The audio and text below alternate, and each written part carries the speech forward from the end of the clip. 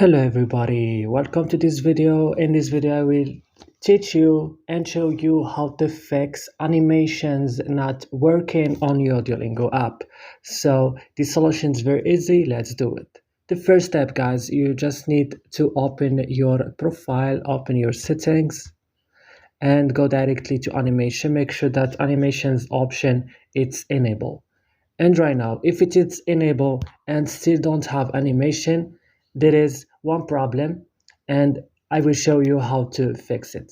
The problem is with your uh, power saving mode of your phone. For example, if you allow power saving mode here, animation will not work with you. So what you have to do, just turn off your power saving mode on your phone.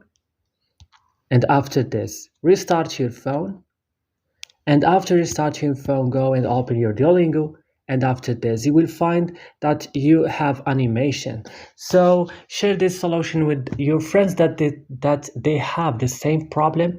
And don't forget to like and subscribe in our channel.